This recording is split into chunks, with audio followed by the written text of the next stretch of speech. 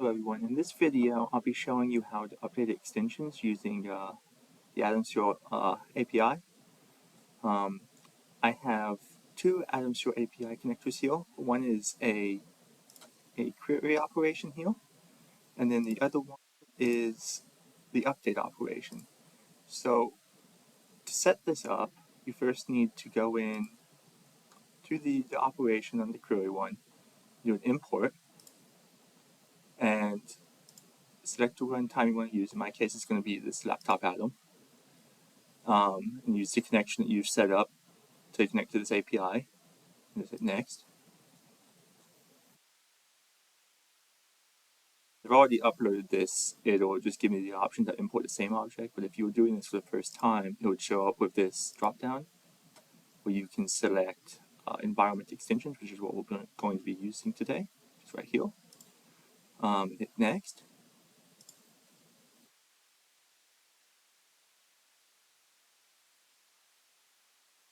And you don't need to set up a filter here. I'll go over this after this is done, but if you wanted to auto add a filter, you could select one of these options. I'm going to leave this now, hit cancel, because this is normally the end of the wizard, but since I already imported, I'm going to hit cancel and just use what I already imported.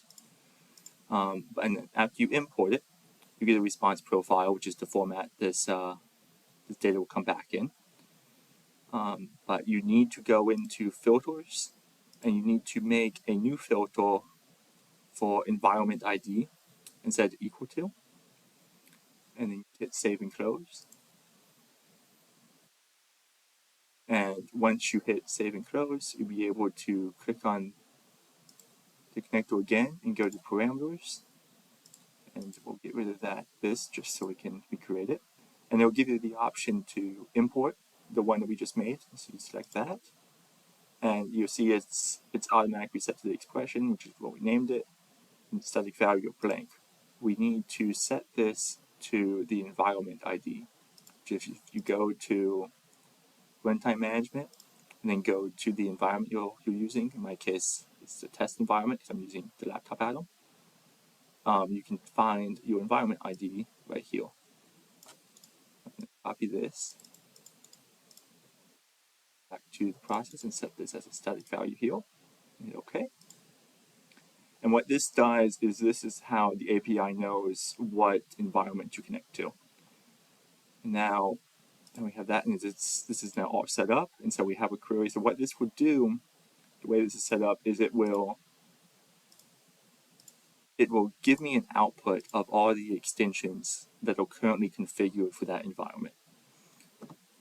In my case, I only have three currently, which are these dynamic process properties. I have a counter, token, and this snowflake DB that's set to nothing. We'll see all of those in the output. So now this is done running. We'll go here and we'll look at the output. You can see those three properties right here. So, but what we want to do is when you do the updates, you want to copy this and put it into a message shape. Copy this. Well, actually, I've already copied this, and it is in this message shape here. So this message shape is the exact same output.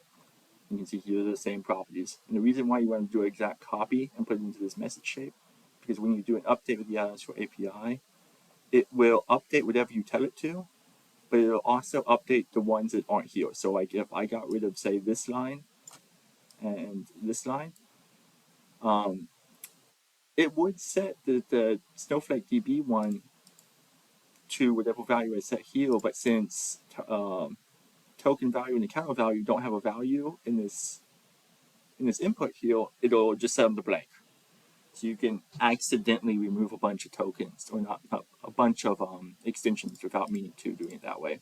So you need to make sure all the extensions you currently have configured are in whatever in the XML that you send to this update shape to make sure you don't lose anything. If you wanted to set this as a variable to set somewhere else, you can do that by just taking this value here and setting the normal variable in a message shape, which is brackets with a number in the middle of it. So I'm going to set this to a static value of test.